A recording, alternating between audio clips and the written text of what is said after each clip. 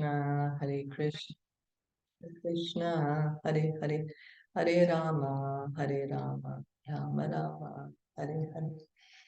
So we continue reading from Srimad Bhagavatam, Canto 4, Chapter 29, Text 74. Evam Panchavidam Lingam. Evam Panchavidam Lingam. Trivritso Shodasha Vistritam. Trivritsu-dasha Vistritam. Esha Chetanaya Yukto. Esha Chetanaya Yukto. Jiva iti abhidhiyate. Jiva iti abhidhiyate.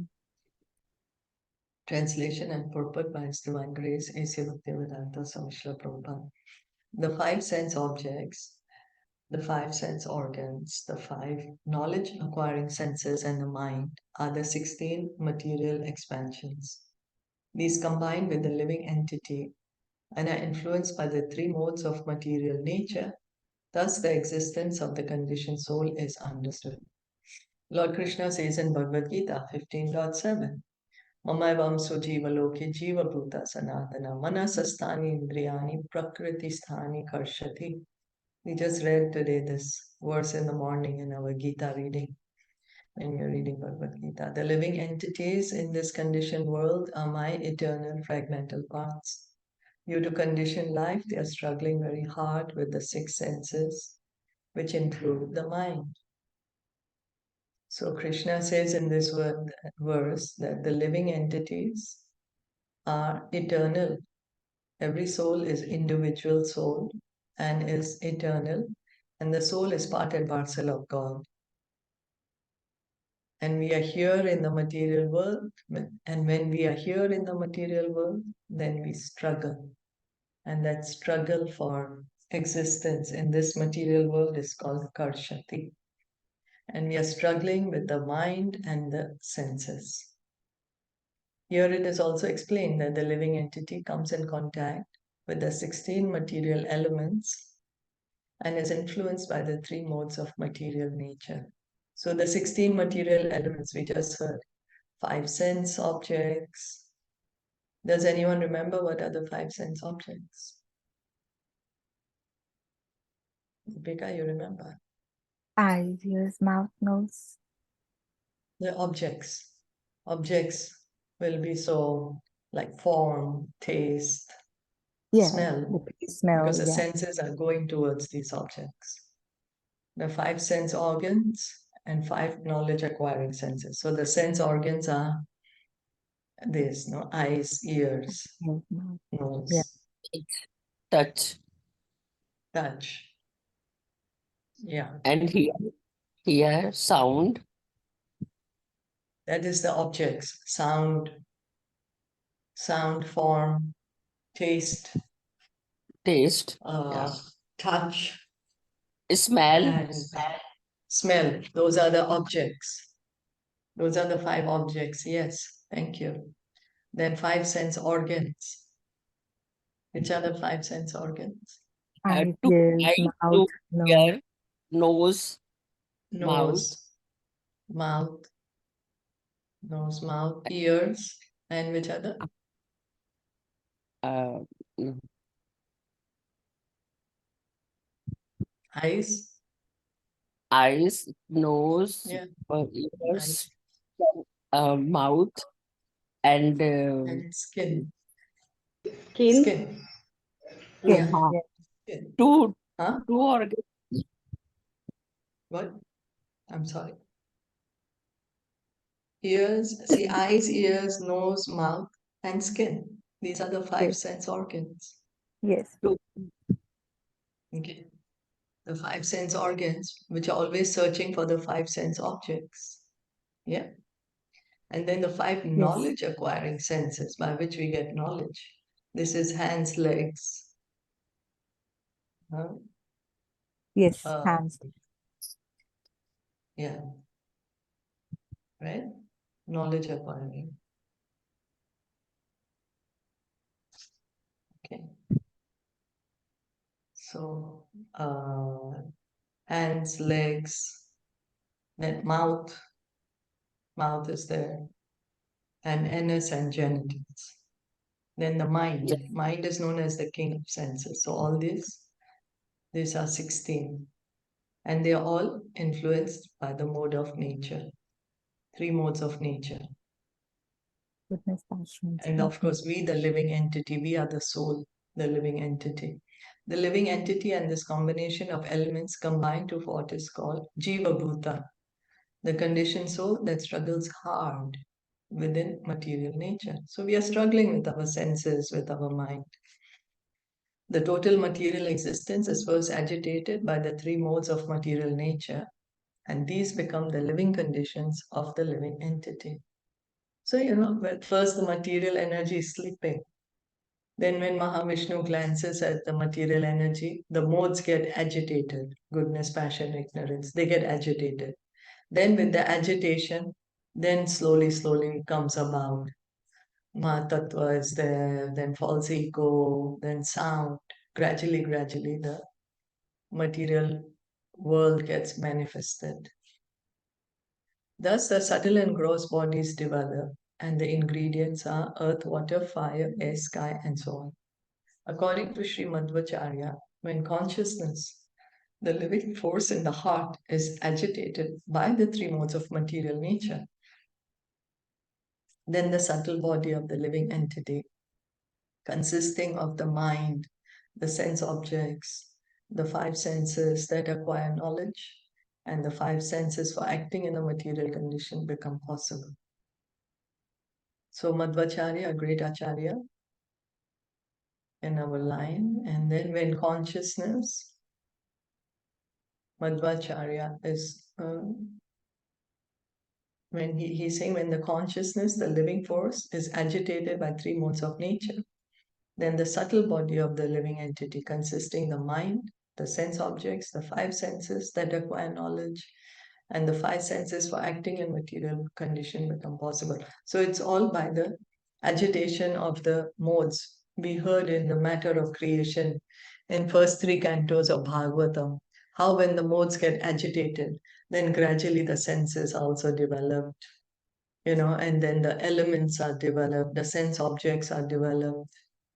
All this is happening with the agitation of the modes, how the mind is also developed, false ego. Everything is developed when the modes get agitated. So, Anena Purusho Dehan Anena Purusho Deham Upadate Vimunchate Upadate Vimunchati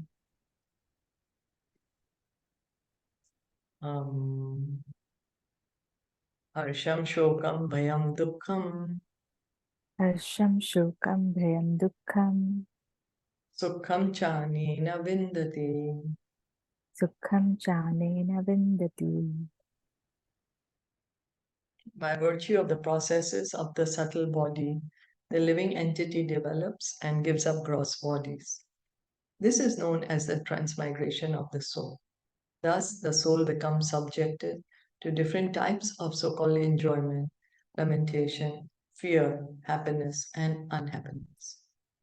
According to this explanation, one can clearly understand that originally the living entity was as good as the Supreme Personality of Godhead in his pure spiritual existence.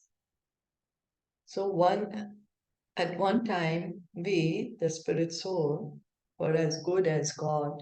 Why? Because existence is the same. Satchidananda, pure consciousness, our original consciousness is Krishna consciousness. However, when the mind becomes polluted by desires for sense gratification in the material world, the living entity drops into material conditions, as explained in this verse. So when we are saying as good as God, it doesn't mean in potency. We are always part and parcel of God. But the quality is the same because we are part and parcel of God. So the soul also has godly qualities. God is Satchidananda, the soul is Satchidananda. But the potency is completely different. God's potency, we say God is omnipotent, whereas we, the individual soul, we are only minutely potent. We have minute power. Krishna, God, is supremely powerful. So what happens is when the soul, the pure soul, somehow gets the desire to enjoy the material world, then the soul comes here into this material atmosphere. That's the reason we are here in this material world. Thus, he begins his material existence, which means that he transmigrates from one body to another and becomes more and more entangled in material existence. So we, the soul, we take one body, then we give that up, we take another, give that up, take another. And what we are giving up is the gross body. We don't give up the subtle body. The subtle body, which consists of mind, intelligence, and false ego. That is the same. Only the gross body keeps changing. The process of Krishna consciousness, by which one always thinks of Krishna, is the transcendental process by which one can revert to his original spiritual existence. Devotional service means always thinking of Krishna.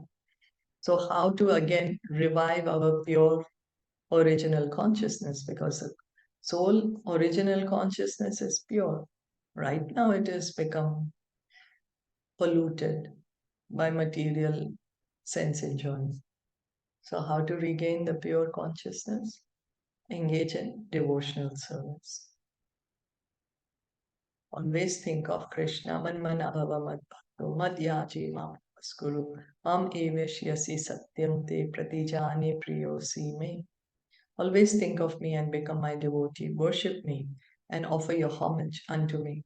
Thus you will come to me without fail. I promise you this because you are my very dear friend. Bhagavad Gita 18:65. So Krishna's instruction to each and every one of us, he's saying, always think of me. With our mind, we are always thinking something. Krishna is saying, think of me. Krishna is saying, become my devotee, worship me, offer homage unto me. And he's saying, in this way, we will go back to the spiritual world. And Krishna is saying, without fail, if one does this, Krishna is guaranteeing.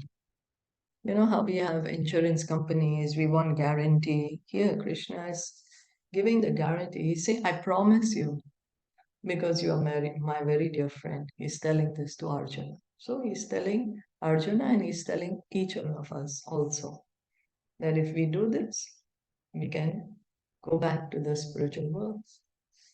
One should always engage in the Lord's devotional service. As recommended in the Archana Marg, one should worship the deity in the temple and constantly offer obeisances to the spiritual master and the deity. So deity worship, according to the standard, following the rules and regulations, offering obeisances to the deity, offering obeisances to the spiritual master. These processes are recommended to one who actually wants to become free from material entanglement. So Krishna, what he's saying, you just come to my temple and you offer obeisances to me. And this way we are making spiritual advancement. So modern psychologists can study the actions of the mind, thinking, feeling, and willing, but they are unable to go deep into the matter. This is due to their lack of knowledge and not to their being associated with a liberated acharya. So the functions of the mind, what does the mind do? Thinking, feeling, and willing. These are the functions of the mind. We have thoughts, we have emotions, and then we are willing to act on those thoughts and emotions. As stated in Bhagavad Gita 4.2, Evam parampara praptam imam rajarashyo vidu sakale neha mahata yogo nashta parantapa. The supreme science was thus received through the chain of disciplic succession, and the saintly kings understood in that way. But in course of time, the succession was broken, and therefore the science as it is appears to be lost. So Krishna is saying that this knowledge of Bhagavad Gita is a science, practical application of knowledge. And he's saying this is a supreme science. There's no higher knowledge than this. And Krishna is saying it was received through the disciplic succession, through the parampara. And this parampara was with the kings. One king would then give this knowledge to the other king, to his successor, then the king would give this knowledge to the king. So we can see that the kings were pure devotees, Rajarishi. That's why it's called Rajarishi. That they were devotees, and that's how they were able to rule very well. But of course, in time, the succession was broken, the disciplic succession broke, and so the knowledge became diluted, So that's the reason Krishna again spoke the Bhagavad Gita to Arjuna 5,000 years ago. That's why there was a need to start a new disciplic succession from Arjuna. So guided by so-called psychologists and philosophers, people in the modern age do not know of the activities of the subtle body and thus cannot understand what is meant by the transmigration of the soul. In these matters, we have to take the authorized statements of Bhagavad Gita 2:30. Dehinosmin yatha dehe kaumaram yovanam jaram tatha dehantara praptir dhirastatra namuyate. As the embodied soul continually passes in this body, from boyhood to youth to old age, the soul similarly passes into another body at death. The self-realized soul is not bewildered by such a change. So Krishna is saying in the Bhagavad Gita that the soul gives that at death, what is death? That the soul just leaves this one body and goes into another body. Then the body, of course, it's in the body, but the body also is changing. We are giving up. For example, we don't have the baby body anymore. We didn't come out of our mother's wombs looking like this. We were not of this size. So that body is completely gone. And then when we were children, that body is also gone. So we can see, but we are the same. The soul is the same, but the body is changing. Then at death, we completely give up this body and we take up another body. So a self-realized soul, he understands this. Unless also human society understands this important verse in Bhagavad Gita, civilization will advance in ignorance, not in knowledge. So understanding that we are the soul, not the body. Because otherwise we are thinking right now, we are thinking we are the body, so we are doing everything for the satisfaction of the body. But actually we are spirit souls. We need to cultivate this spiritual knowledge. We need to engage in spiritual activities. We need to hear, we need to chant. Yatha trina jalu keyam Yatha trina jalukeyam napayati apayati cha napayati apayati cha natyajen mriya manopi na tyayem mriyamanopi pragdehabhimatim jana. pragdehabhimatim janam Yavat anyam na vindeta yavat anyam na vindeta vyavadhanena karmana yavadhanena karmana mana eva manushyendra mana eva manushendra bhutanam bhavabhavanam. bhutanam bhavabhavanam. The caterpillar transports itself from one leaf to another by capturing one leaf before giving up the other. Similarly, according to his previous work, the living entity must capture another body before giving up the one he has. This is because the mind is the reservoir of all kinds of desires. A living entity too much absorbed in material activity becomes very much attracted to the material body. Even at the point of death, he thinks of his present body and the relatives connected to it. Thus, he remains fully absorbed in the bodily conception of life. So much so that even at the point of death, he abhors leaving his present body. Sometimes it is found that a person on the verge of death remains in a coma for many days before giving up the body. This is common among so-called leaders and politicians who think that without their presence, the entire country and all society will be in chaos. This is called Maya. Political leaders do not like to leave the political posts, and they either have to be shot by an enemy or obliged to leave by the arrival of death. By superior arrangement, a living entity is offered another body. But because of his attraction to the present body, he does not like to transfer himself to another body. Thus, he is forced to accept another body by the laws of nature. So, this is our position. No? We are so attached to this present body. We think this is me. We are thinking that this body we are in right now, that is who we are. That is the illusion of Maya. And so we don't want to give it up, even at the point of death. Not understanding that we are actually the soul. We are going to give up this body, and there is another body waiting for us. The other body has already been prepared. What body we are going to take?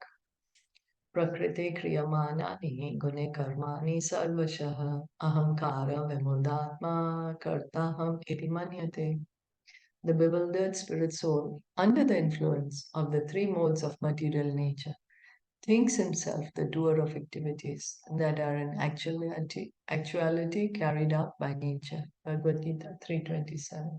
So Krishna is saying that the conditioned soul, that is us, we are thinking, I am the doer, I am doing this, I am doing this. But actually it's all happening under the modes of nature. The modes are acting. The soul is not affected.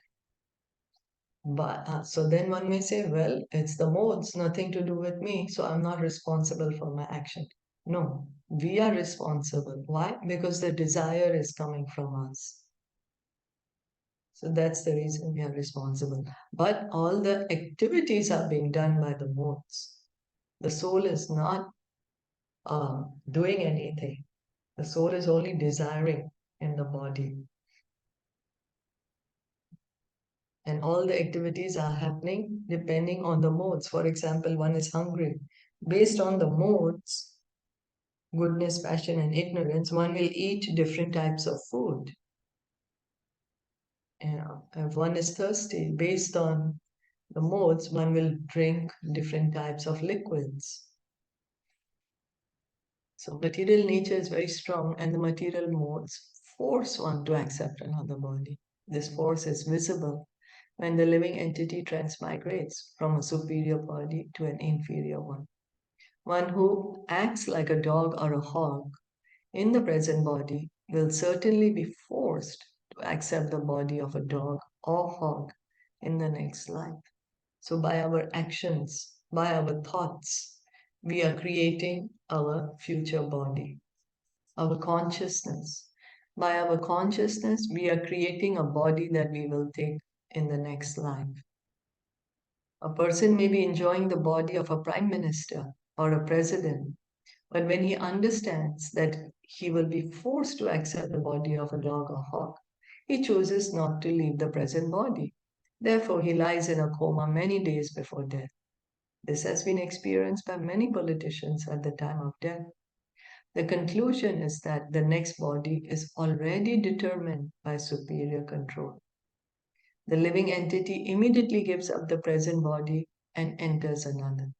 Sometimes in the present body, the living entity feels that many of his desires and imaginations are not fulfilled.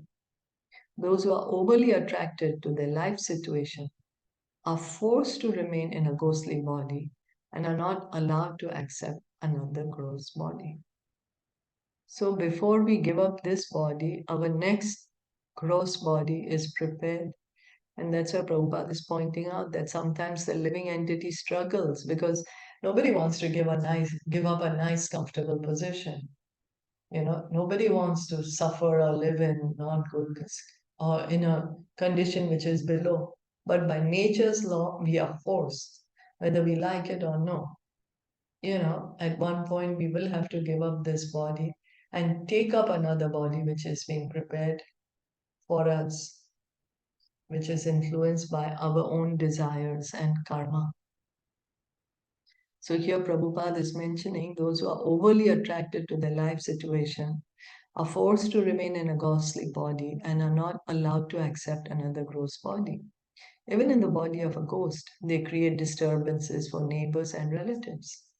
The mind is the prime cause for such a situation.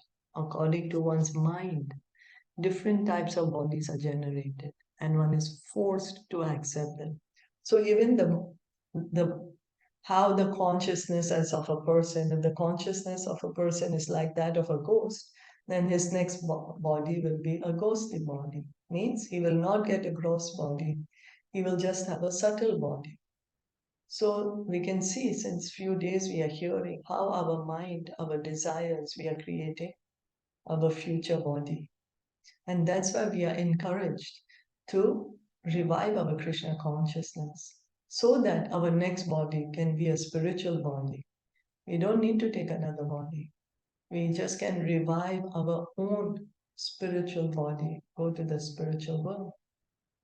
And so that's why we are encouraged to hear regularly from Bhagavatam, Bhagavad Gita, from the devotees, and chant Hare Krishna, Krishna Krishna, Hare Hare, Hare Ram, Ram Ram, Hare Hare. So as confirmed in Bhagavad Gita 8.6, Yam Yam Vapi Smaran Bhavam Tyajati Ante Kalevaram Tam Tam Evaiti Kaunteya Sadatad Bhava Bhavita. Whatever state of being one remembers when he quits his body, that state he will attain without fail. So Krishna says this, whatever one is remembering at the time of death, that is what is the body we will get in the next life. So what is our condition of the mind? What is our thoughts? What is our consciousness? What is our desires? Within one's body and mind, one can think as either a dog or a god, and the next life is offered to him accordingly. This is explained in Bhagavad Gita 13:22. Purusha prakriti stho hi bhukte prakriti jan gunan karanam guna sangosya sad asad yoni janmasu. The living entity in material nature thus follows the way of life, enjoying the three modes of nature. This is due to his association with that material nature. Thus, he meets with good and evil among various species. So we are the living entity, the soul. And right now we are here in this material world. And because we are in this material world, we are under the control of the modes of nature. Goodness, passion, and ignorance. And then we are doing some activity, and based on that, we are getting some reactions. And like this, we are sometimes being in body of demigods and sometimes in hellish bodies. The living entity may transmigrate to either a superior or inferior body according to his association with the modes of material nature. So we are associating with the modes. And then, based on the modes, our next body will be decided. If he associates with the mode of ignorance, he gets the body of an animal or an inferior man. But if he associates with the mode of goodness or passion, he gets a body accordingly. So what modes are we predominated by? What are we thinking? What's our consciousness? Goodness, passion, or ignorance? Yes?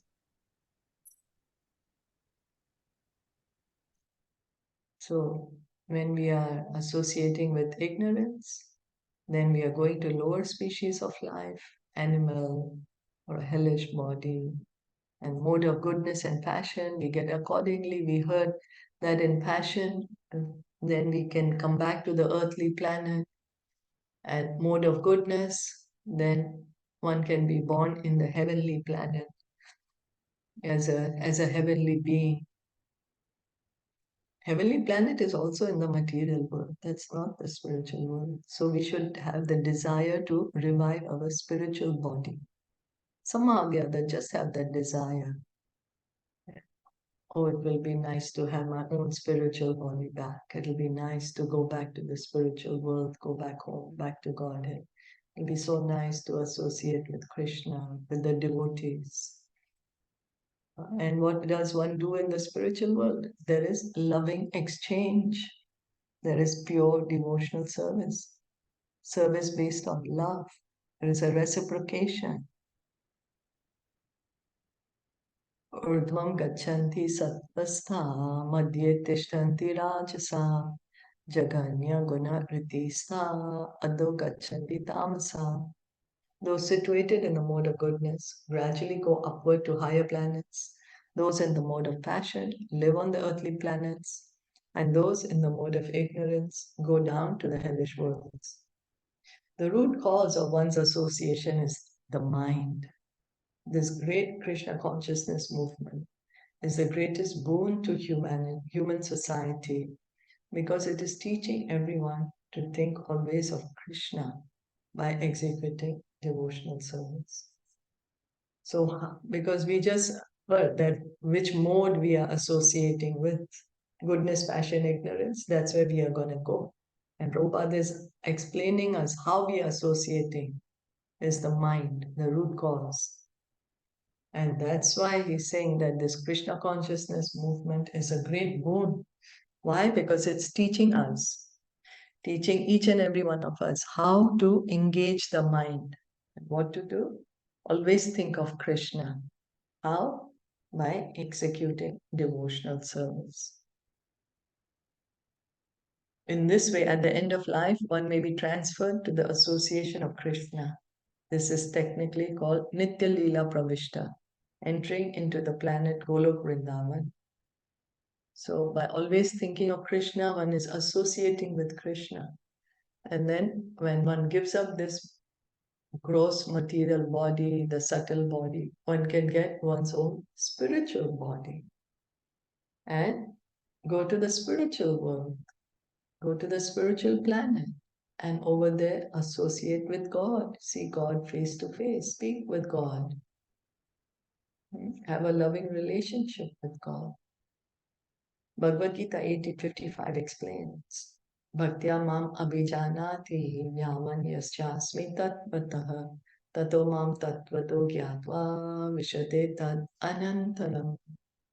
One can understand the Supreme Personality as he is only by devotional service. And when one is in full consciousness of the Supreme Lord, by such devotion, he can enter into the kingdom of God. So Krishna is saying that he can be understood only by devotional service. And when one becomes a pure devotee, his consciousness is purified that he wants to please Krishna. That's it, that's his consciousness. His consciousness is only how to please Krishna. Then he goes back home, back to Godhead, because that's what he's going to do in the spiritual world. He's going to please Krishna. Have this loving relationship with Krishna. Always think of Krishna. After the mind is completely absorbed in Krishna consciousness, one can enter the planet known as Golok Vrindavan. To enter the association of the Supreme Personality of Godhead, one has to understand Krishna. The process of understanding Krishna is devotional service. So to see Krishna face to face, one has to first understand him. And how to understand him? Devotional service. So if we want to see God, be with God face to face, we have to first understand God. And the process of understanding God devotional service. After understanding Krishna as he is, one can become eligible to enter Krishna Lok and associate with him. So understanding God as he is, understanding Krishna as he is, not making up things that God should be like this is my belief, so God must be like this, or God must be able to do these things and God mustn't be able to do these things, because those are our beliefs, our limitations. But that is not how one can understand the absolute truth. We have to understand as God actually is, understand as Krishna actually is. And when one is able to understand Krishna in truth, tattvataha, janma karma chamaydhyam, evam yoveti tattvataha. Right? Krishna is saying that understand Krishna in truth, understand Krishna's position. Then one goes to the spiritual world to associate with Krishna. The mind is the cause of such an exalted position. The mind can also get one a body, like those of dogs and hogs. To absorb the mind always in Krishna consciousness is therefore the greatest perfection of human life. So we can see the mind can either elevate us or degrade us. And that's why Krishna is telling Arjuna in Bhagavad Gita, mind is the greatest enemy and as well as the greatest friend. So it depends on how we use the mind. If we engage the mind in always thinking of Krishna, by engaging in devotional service, then gradually one can associate with Krishna. One can revive one's spiritual body, get a spiritual body. And so that's why we need to regularly hear, constantly hearing and chanting. Constantly hearing from Bhagavatam, Bhagavad Gita, chanting Hare Krishna, Krishna Krishna, Hare Hare, Hare Ram, Ram Ram, Hare Hare.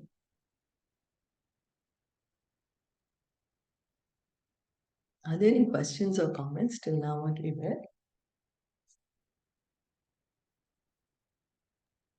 Hare Krishna. Yes, please. Yeah. Hare Krishna. You know, it's very funny. I don't know if it's related to this. I was just wondering, how this inflation is happening. We are always thinking of, I want, I want, I want. And our mind is always on want. And that's why we are seeing, so much of inflation everywhere. We are not aspiring for, some, Krishna consciousness and, thinking of all, just living minimally, right? Yeah, so it's true what you say, because the same, like I want, but the same thing the object can change. Instead of saying I want this or that, we can change that I want to please Krishna. Because that I want will never go away, but just depends what's the object. Because desires will never go away, right? So what you pointed out is very good, very correct. It's true. Yeah. It's just Yeah, simply have to change that want, that desire to please Krishna, to be with Krishna, to associate with Krishna, to go back to the spiritual world, to Yeah. And serve Krishna. and I was like, it has to happen so collectively, right? Otherwise, it's so difficult. I mean, the way we are seeing what's happening now in the world. Yeah, we have to do it collectively, all of us together. We have to Oh, yeah. we have to fix our mind, on Krishna consciousness. Association. Yes, Collectively, oh, yeah, yes, that's true. yes, It's true, yes. And another thing I was thinking of, also it's very unrelated. I was just thinking how, we are reading about aspiring for Krishna consciousness is very important. Fixing our mind on Lord Krishna is very important. And that's where, we really want to go, right? Actually, we have forgotten about that. You know how, like our kids nowadays, they study, like especially in Taiwan, they aspire for something, they go for, like arts, commerce, science, and they go into that direction. They are happy to leave and they go. But how we, as a parent, when we see them going, we are happy for them. But when they are gone, we are still stuck here, right? We are not aspiring for something. We were just aspiring for, okay, our child needs to go there. So there is where we have stopped. We don't have any aspiration, right? So I was, yeah. So what we aspire for, we definitely go towards that. Like Dhruv Maharaj, true, right? He was aspiring for something. He went, and his. It's like we parents get stuck somewhere that is also related, right? So we have to understand we are also stuck here. The people who have passed on, they are happy because they may have aspired for something good. Yeah. Maybe, So what we aspire for is very important. Yeah, it's Yeah. true. And then to help us to aspire correctly, that's why we need to hear and chant, because that will help us to understand what we should be aspiring for.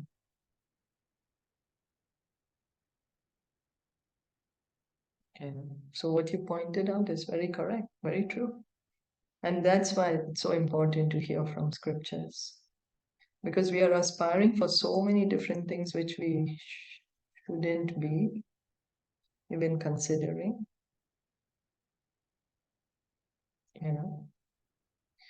or we are not aspiring for actually what we should be, to put it in that way. Like we should actually be aspiring for Krishna consciousness, because that is the original consciousness of every soul. Yes. Every soul is pure living entity, pure consciousness. So we should aspire to get our pure consciousness back. Yes. Yeah, so right. And thanks to you, your service, I mean, amazingly you're going on without fail. So that really inspires us so much. Thank you. Thank you for your encouragement. We just read together, Like Yes. I'm just reading what Bhagavatam and Bhagavad Gita is saying. Yeah, if you wouldn't be doing, we wouldn't be there, right? So we're getting it from you. Yeah. Yeah, but yeah, it's like words of Bhagavatam, Bhagavad Gita. Thanks for the encouragement though. And then we are all in it together, as you said, we need each other's association to remind each other. Yeah. Thank you. So, Yadakshes Charitandhyayan Yadakshes Charitandhyayan Karmani Achinute Sakrit Karmani Achinute Chakrit Sati Karmani Avidyayam Sati Karmani Avidyayam Bandha Karmani Anatmana. Bandha Karmani Anatmanaha. As long as we desire to enjoy sense gratification, we create material activities. When the living entity acts in the material field, he enjoys the senses. And while enjoying the senses, he creates another series of material activities. In this way, the living entity becomes entrapped as a conditioned soul. So while in the subtle body, we create many plans to enjoy sense gratification. These plans are recorded in the spool of one's mind as bija, the root of activities. So, in the mind, as we just spoke of desires, I'm going to do this, I'm going to enjoy in this way, I'm going to do that, and I'm going to enjoy in that way. It's all happening in the subtle body, the mind, intelligence, the false ego. As the bija, it's stored as the seed. The plans are stored as the seed. I'm going to do this. It's as a seed.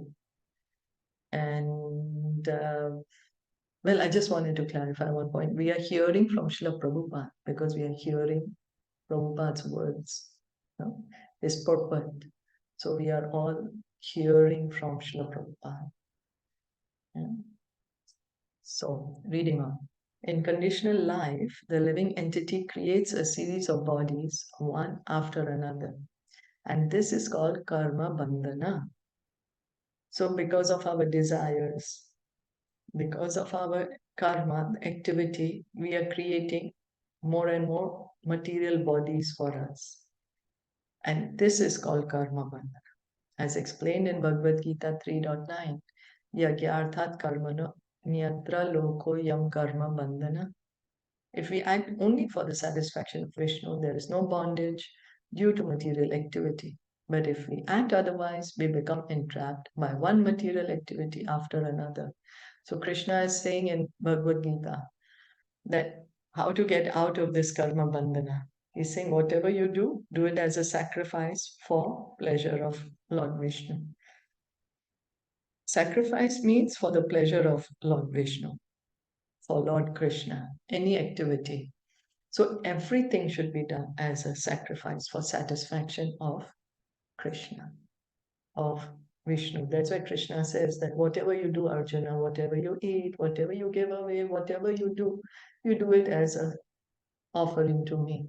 So whatever activities we are doing our duties, whatever they may be, we do it for the pleasure of Krishna. Our material duties we do for pleasure of Krishna. Our spiritual duties, hearing and chanting, we do for the pleasure of Krishna. Whatever is our position in society, we have certain responsibilities, we do them as a service to Krishna, for Krishna's pleasure.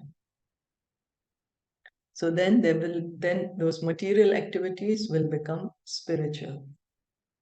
When anything is done for pleasure of Krishna, it's no more material, it becomes spiritual.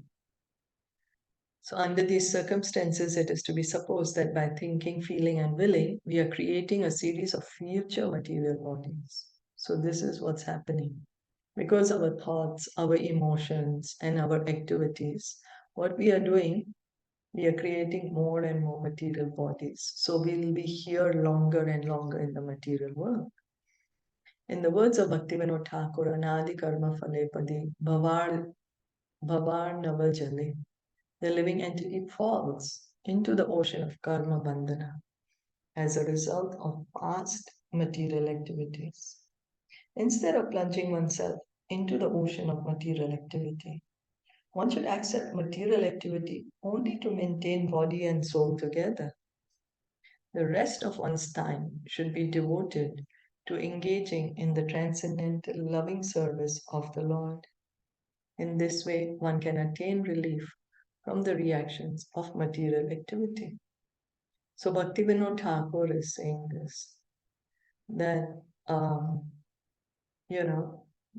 that the soul is there in the cycle, karma bandhana, cycle of birth and death, taking new bodies, giving up old bodies. Why? Because of past activities, we have created so many bodies now that we have to accept in the future.